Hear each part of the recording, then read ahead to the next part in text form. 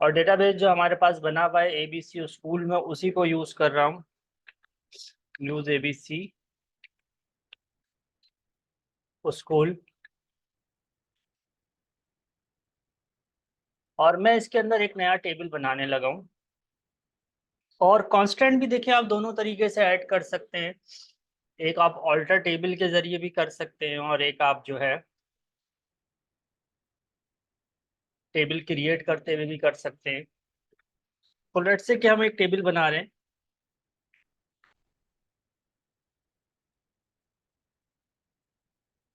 और टेबल का नाम हमने दिया है लॉगिन।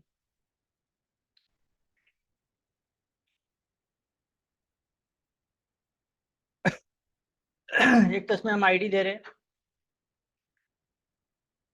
और एक हम इसके अंदर दे रहे हैं यूजर, जो कि वर्ड होगा हमारे पास 100 कैरेक्टर्स।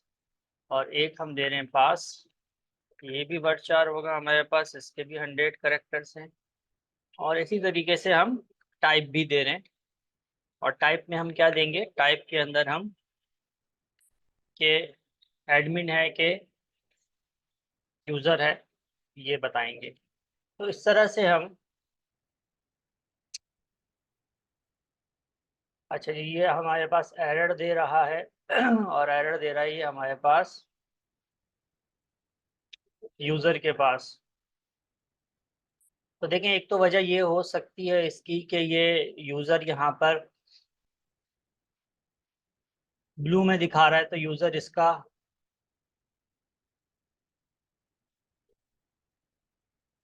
रिजर्व वर्ड हो सकता है, शायद इस वजह से दे रहा हो ये। तो बाकी यूजर के बाद वर्ड मैंने ठीक लिखा है। अच्छा, यहाँ पे मैंने कॉमन नहीं दिया हुआ, कॉमन दे देता हूँ मैं।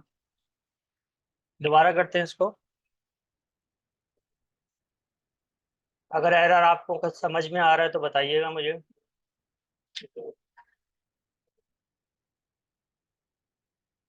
Mayor keyword user, create table login.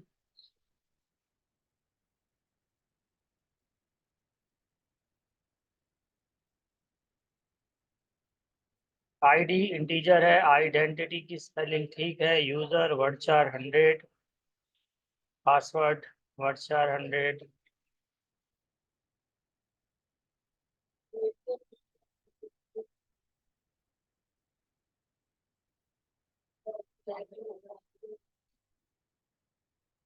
Change कर देते हैं स्पेलिंग को। ठीक है जी, वो उसके रिजर्व वर्ड की वजह से ही मेरा ख्याल है एरर दे रहा था।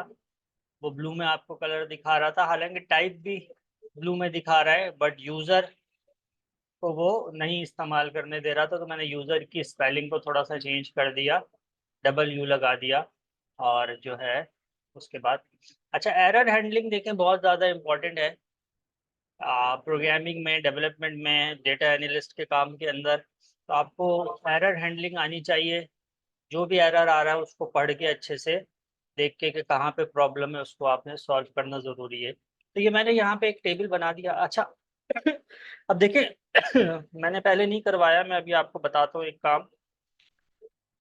अगर हम इसके अंदर करें इंसर्ट इनटू लॉगिन, और यहाँ पे हम वैल्यूज़ के अंदर वैल्यूज़ दें।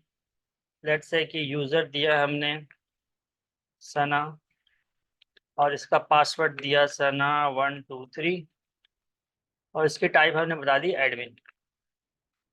ठीक है ना। तो ये हमारे पास इस तरह से वन रो अफेक्टेड आ जाएगा।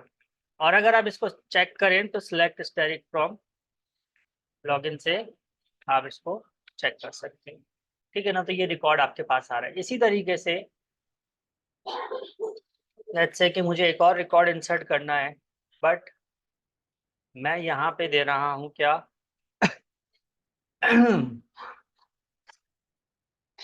User comma type. ठीक है ना, पासवर्ड नहीं दे रहा। और यहाँ से इसी तरीके से मैं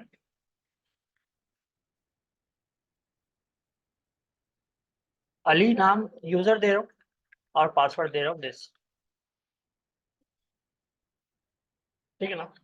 अब मैं इसको करता हूँ, तो यू यूजर करना पड़ेगा मुझे। तो देखिए ये 1 रो अफेक्टेड आ रहा है, और अगर आप यहाँ पे चेक करें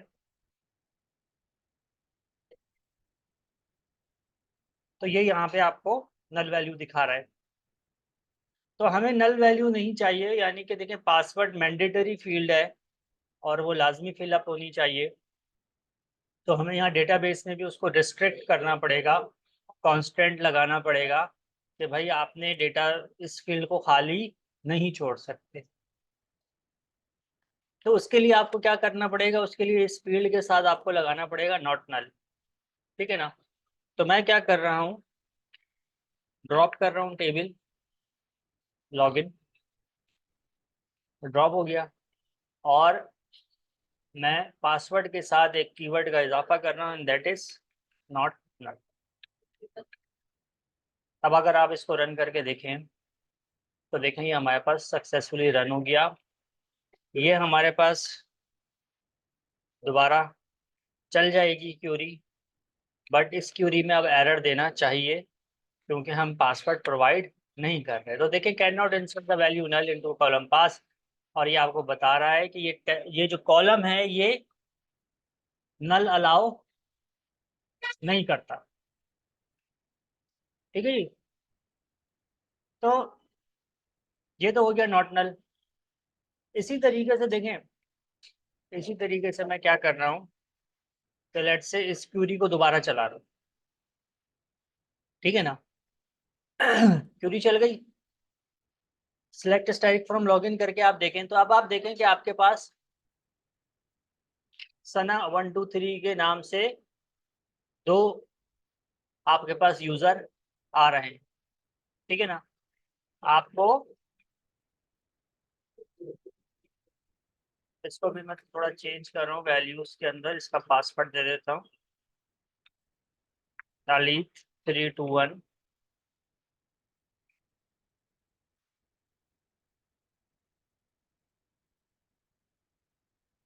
इसको भी चला देता हूँ, दोबारा से चेक करें तो देखें हमारे पास क्या आ रहा है, 2 यूजर आ रहे हैं, एक एडमिन है और एक यूजर है।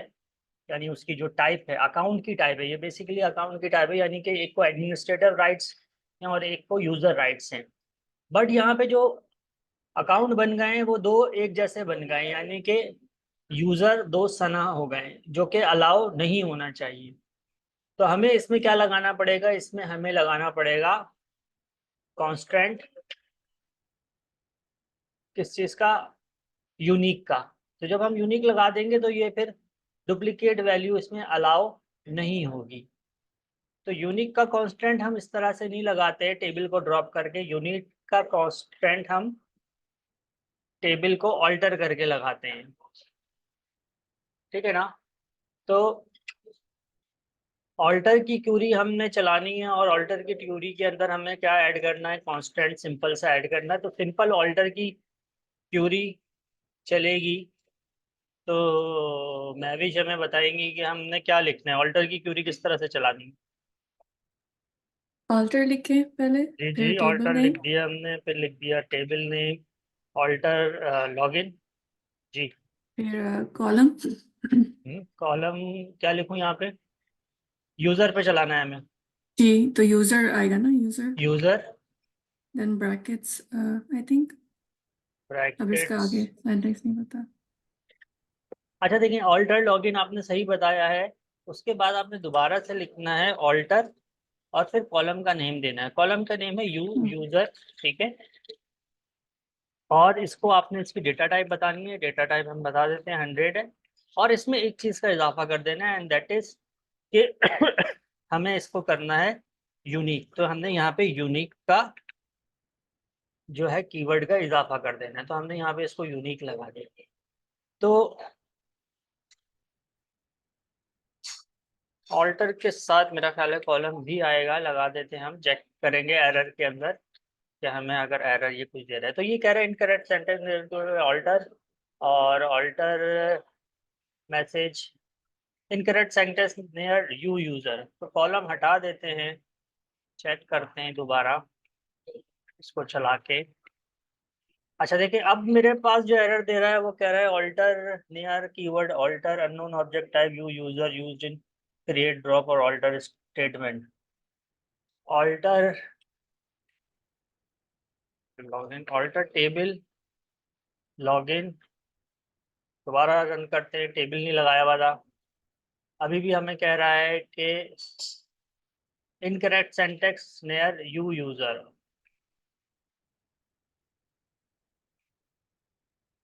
ऑल्टर के बाद कॉलम का इजाफा करके चेक करते हैं, आगे यूनिक में एरर दे रहा है।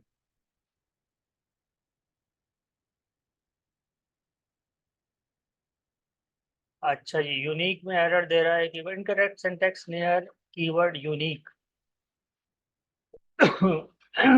तो यूनिक हमें नहीं लगाने दे रहा, और अगर हम इसमें लगा दें नॉट नल चेक करने के लिए तो मसला किधर है। तो नॉट नल देखें लगाने दे रहा है हमें, यूनिक हमें नहीं लगाने दे रहा। तो नॉट नल तो हो गया हमारा column, you user not null हो गया, यानी उसके अंदर नल वैल्यू ऐड नहीं कर सकते। इसी को मैं कॉपी कर रहा हूँ, इसी को मैं दोबारा पेस्ट कर देता हूँ, और मैं यहाँ पे जाके यूनिक दोबारा लिखता हूँ। देखो ये यूनिक जो है जो इसका कलर होना चाहिए उस कलर में नहीं दिखा रहा। Incorrect syntax near unique, unique unique unique.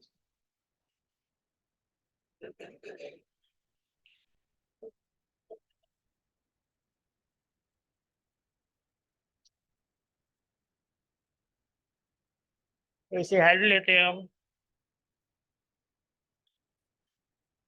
Unique constant in SQL server, ठीक है ना। तो मेरे हिसाब से तो यूनिक लिखने के बाद हो जाना चाहिए, लेकिन नहीं हो रहा, देख लेते हैं। Unique constant ensures that the value of the color are different both unique and primary constant provides guaranteed। Primary की अभी हमने नहीं करा है। नॉट नल यूनिक, तो देखिए यूनिक इस तरह से लगा हुआ है सिंपल, बट हमारे पास ये यूनिक को इस तरह से नहीं लगाने दे रहा। एसक्यूएल सर्वर में ये यूनिक है, नॉट नल भी है यूनिक भी है।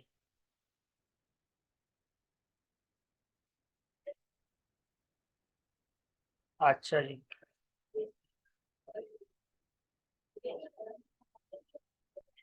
ऑल्टर के अंदर हो सकता है प्रॉब्लम कर रहा हो, हम इसको जो है। अच्छा देखिए, एक चीज़, एक और भी चीज़ है, वो हम करके देख लेते हैं, हो सकता है उसकी वजह से प्रॉब्लम हो रहा हो। उसकी वजह ये है कि ऑलरेडी जो आपके पास ये यू यूज़र है, इसके अंदर आपके पास ऑलरेडी डुप्लीकेट वैल्यू मौजूद है। तो ये डुप्लीकेट वैल्यू जब ऑलरेडी मौजूद है तो ये इसके ऊपर यूनिक लगा भी नहीं सकता है। तो मैं एक काम ये करता हूँ, डिलीट करके देख लेता हूँ। Delete from login where ID equals to 3, ठीक है ना। 3 आईडी को हम रिमूव कर देते हैं और यूनिक को दोबारा चलाने की कोशिश करते हैं।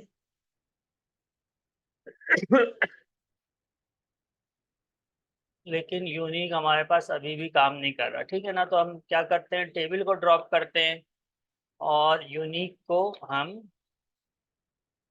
यहाँ पे यू यूज़र के साथ ऐड करके देखते हैं कि हो सकता है कि ये हमारे पास ऑल्टर में ना चल रहा हो और इस तरह से चल जाए। हाँ जी, ये यूनिक हमारे पास ऑल्टर में प्रॉब्लम कर रहा है, लेकिन ये टेबल क्रिएट करते हुए हमें प्रॉब्लम नहीं दे रहा, और टेबल क्रिएट करते हुए ये यूनिक इसने लगा दिया है। अब अगर हम इसको चलाते हैं अपने पास, तो ये हमारे पास चल रहा है, ये हमारे पास चल रहा है, और यहाँ पे हमें एरर देना चाहिए, ठीक है ना। तो ये हमारे पास एरर दे रहा है और ये कह रहा है कि डुप्लीकेट वैल्यू आप कॉलम यूज़र के अंदर, यू यूज़र के अंदर ऐड नहीं कर सकते, क्योंकि उसके ऊपर आपने कांस्टेंट लगाया हुआ है यूनिक का, ठीक है ना। तो ये हमारे पास डेटाबेसेस के अंदर कांस्टेंट होते हैं जो आप ऐड कर सकते हैं। और अभी हमने एग्जाम्पल में इसको करके देख लिया कि ऑल्टर में आपके पास नॉट नल तो आपको अलाउ कर रहा है, लेकिन जो है आपके पास यूनिक आपको टेबल क्रिएट करते हुए ही देना पड़ेगा। तो इम्पॉर्टेंट चीज़ है ये। डेटाबेस जब आप क्रिएट कर रहे होते हैं, टेबल्स बना रहे होते हैं, तो एज पर रिक्वायरमेंट आपको इन तमाम चीज़ों का ख्याल करना पड़ता है। ठीक है जी। अच्छा, इसी तरीके से देखें, हम एक क्यूरी कर लेते हैं यहाँ पर। और वो क्यूरी क्या है कि जब आप लॉगिन कर रहे होते हैं तो जो पीछे क्यूरी चल रही होती है वो इस तरह से चल रही होती है, where you user equals to, से क्या हम कह रहे हैं यहाँ पे, Sana and pass equals to Sana 1 2 3। तो देखिए हमारे पास इस तरीके से ये क्यूरी चल रही होती है। इसमें आपके पास दोनों वैल्यूज का करेक्ट होना जरूरी है। कोई एक भी वैल्यू, जैसे इसके अंदर मैंने एस का इजाफा कर दिया, मैं चेंज कर दूंगा, गलत कर दूंगा, तो ये आपको क्यूरी रिटर्न नहीं करेगा, डेटा रिटर्न नहीं करेगा। ठीक है ना। और इसी के अंदर अगर आप समझना चाहें और को, वैसे तो उसके लिए और भी एग्जांपल्स हो सकती हैं, बट यहाँ पे भी उसको देख लेते हैं हम। कि यहाँ पे लेट्स से कि अगर मैं यहाँ पे पासवर्ड को चेंज कर देता हूँ तो आप देखें ये रिजल्ट नहीं देगा। बट अगर एंड को मैं कर दूं और, तो फिर कोई एक भी करेक्ट अगर उसको मिल जाएगी वैल्यू, यूजर नेम या पासवर्ड, तो वो आपको रिजल्ट दिखा दे। तो इस केस के अंदर इसको यूजर नेम करेक्ट मिल रहा है तो उसने आपको रिजल्ट दिखा दिया। अगर यूजर नेम भी चेंज कर दूंगा तो फिर आपको नहीं रिजल्ट देगा। ठीक है ना। तो ये और एंड का फर्क है हमारे पास, और ये आपको आना चाहिए। अच्छा जी, इसी तरीके से जो है आपके पास, हमारे पास एक और कीवर्ड है, वो हम यूज करके देख लेते हैं हमारे पास।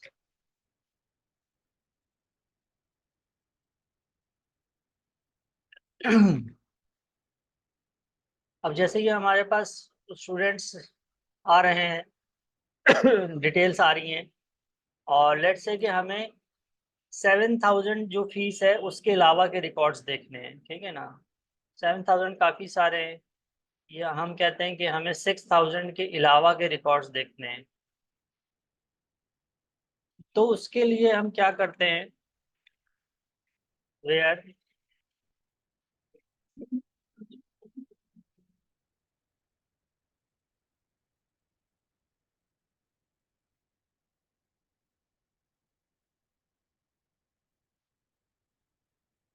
ठीक है ना। तो ये जो आपके पास साइन है, ये मैं यहाँ आपको कमेंट में बता देता हूँ कि दिस साइन इज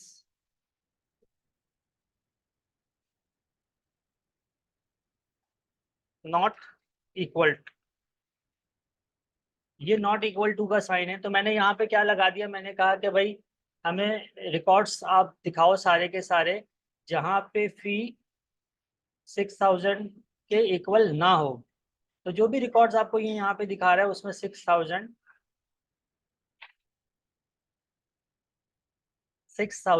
का आपको रिकॉर्ड नहीं दिखा रहा। ठीक है ना।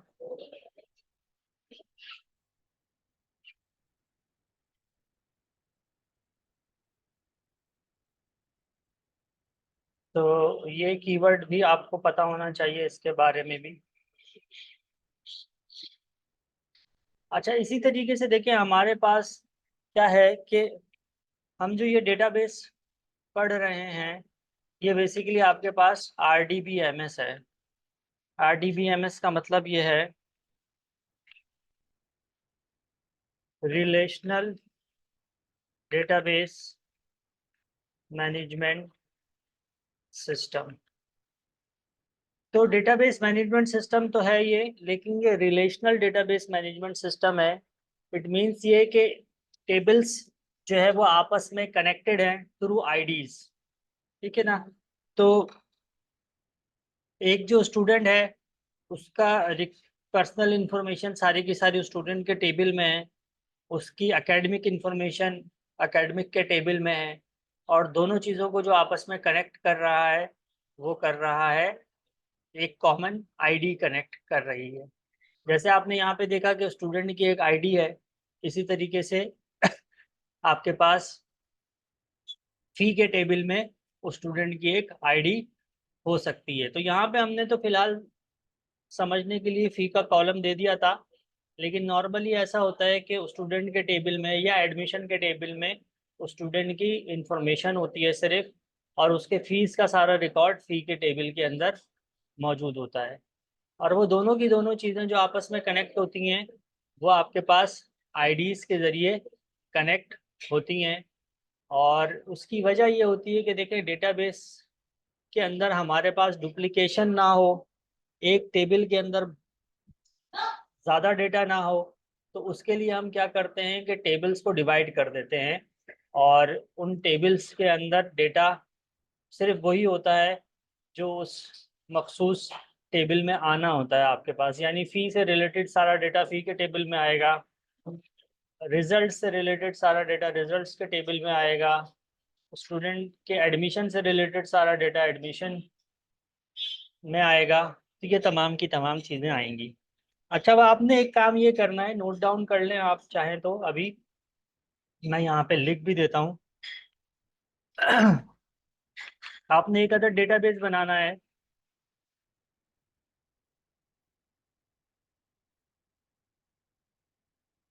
कोई भी आप नाम दे दें, XYZ स्कूल, ठीक है ना।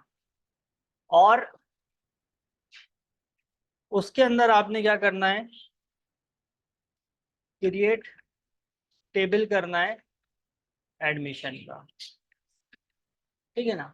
अब एडमिशन के टेबल के अंदर क्या क्या फील्ड्स हो सकती हैं, और जो है उन फील्ड्स की क्या क्या डेटा टाइप हो सकती हैं, और वर्ड चार है तो उसकी लेंथ कितनी होनी चाहिए, और कौन कौन सी फील्ड मैंडेटरी है तो उसके अंदर आपके पास जो है नॉट नल आएगा, कौन सी फील्ड यूनिक होनी चाहिए।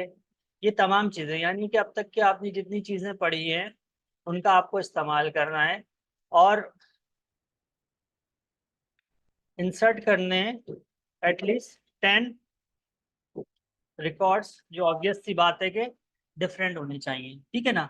तो अब ये थोड़ा सा ना आपको जहन लगा के ये क्रिएट करना होगा टेबल, और ये क्रिएट करके आपने मुझे भेजना होगा, ताकि इससे ये भी पता चल जाए कि आपको अब तक की क्या समझ में आई है, और थोड़ा सा आपको डेटाबेस क्रिएशन भी आपको समझ में आ जाए।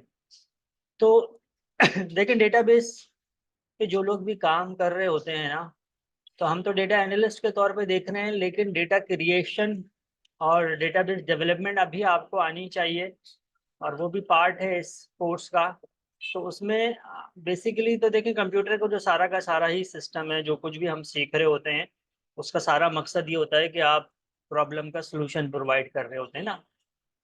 टैबलो के अंदर भी आप क्या कर रहे होते हैं, डायग्राम्स बना के दे रहे होते हैं, चार्ट्स बना के दे रहे होते हैं, और डेटा को विजुलाइज करके दे रहे होते हैं। एसक्यूएल के अंदर भी आप इसी तरह से डेटा को मैनेज कर रहे होते हैं, मैनिपुलेट कर रहे होते हैं। तो आप प्रॉब्लम का सलूशन प्रोवाइड कर रहे होते हैं, कंप्यूटर फील्ड में सारा काम ही इसी का है।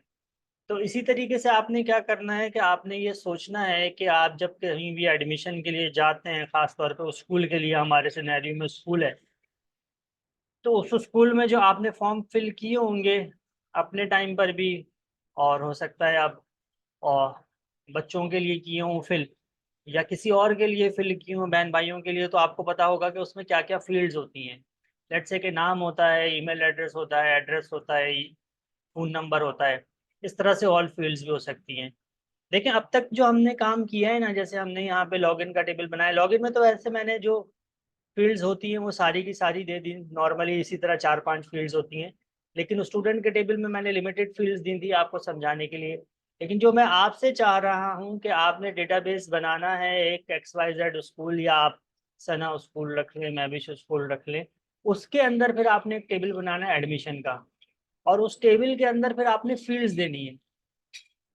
तो असल जो काम है ना, वो इसमें टेबल क्रिएट करना या डेटाबेस बनाना कोई मुश्किल बात नहीं है, वो तो ऑब्वियस सी बात है, मुझे पता है आप वो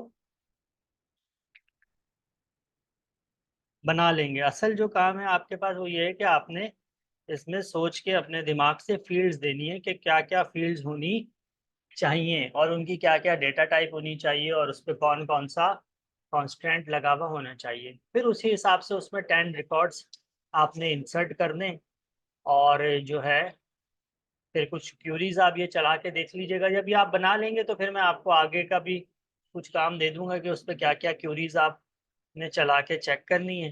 तो इतना ज़रा आप काम कर लीजिएगा, ताकि फिर जो है ना मैं अगली क्लास में कल आपको दो जो टेबल्स हैं उन टेबल्स को आपस में किस तरह कनेक्ट करते हैं हम एक आईडी के ज़रिए, वो करवाऊंगा। तो वो इसी एडमिशन के टेबल के ऊपर बेस करता होगा, तो आसानी हो जाएगी हमें काम करने में और समझने में। तो कोशिश कीजिएगा ये काम कल तक कर लें, ज़्यादा लंबा काम नहीं है, 10-15 मिनट आपको लगेंगे। कोई सवाल हो तो बताइए। जैसे हमें एक कॉलम बनाना है, उसमें हमें जैसे जो वर्ड चार है इसमें हम नंबर भी डाल सकते हैं ना, वो एज अ कैरेक्टर यूज होंगे बट जी जी जी जी जी नंबर्स। वर्ड चार के अंदर हमें नंबर्स डालने होते हैं। वर्ड चार में ज़रूरी है नंबर्स डालना। आप लिमिट बताते हो कि कितने करेक्टर्स आएंगे। तो ये वाला काम आपको करना है। लेट जिस तरह से मैंने यहाँ पे टेबल क्रिएट करना है, लॉगिन की जगह एडमिशन आ जाएगा। अब उसमें फील्ड्स क्या क्या होंगी, जैसे मैंने आईडी दी है तो आईडी तो देखें उसमें भी मस्ट होगी। अब जैसे उसके अंदर यूजर नेम तो नहीं होगा, उसमें होगा स्टूडेंट नेम, तो नेम आ गया, फादर नेम आ गया। तो आपने सोचना ये है, आपने दिमाग इस चीज़ पे लगाना है कि हम उस स्कूल को एक सिस्टम बना के दे रहे हैं। सही है ना, यानी कि उस स्कूल को एक डेटाबेस बना के दे रहे हैं कि जो बच्चा भी उनके पास आएगा एडमिशन करवाएगा तो उसकी जो सारी इंफॉर्मेशन है, जो at the time of admission information हम बच्चे से लेते हैं, जो एक पेपर फॉर्म के ऊपर नॉर्मली होती है, उसको हम यहाँ डेटाबेस में पुट करेंगे। और पुट इसलिए करेंगे कि नॉर्मली डेटाबेस में पुट इसलिए करते हैं कि फ्रंट एंड पे कोई सॉफ्टवेयर चल रहा होता है, कोई सिस्टम चल रहा होता है, तो बैक एंड पे डेटाबेस आपको चाहिए होता है। तो अब हमें ये देखना है कि हम ऐसा कोई अच्छा डेटाबेस बनाएं, और उसमें पहला स्टेप ये है कि हम एडमिशन का टेबल बनाएं, और उसके अंदर मैक्सिमम जो फील्ड्स हो सकती हैं वो फील्ड दें, उनकी डेटा टाइप दें, और फिर उसके अंदर रिकॉर्ड्स इंसर्ट करें। ठीक है जी, तो ये हो जाएगा। जी ठीक है। चलें, ठीक है जी, फिर मैं इंशाल्लाह कल हम मिलते हैं, और कल तक ये आप करके मुझे भेज दीजिएगा क्लास से पहले, ताकि मैं इसको चेक भी कर लूँ अपने पास, और फिर हम आगे कंटिन्यू करें काम। हो गई। अल्लाह हाफिज़। जी।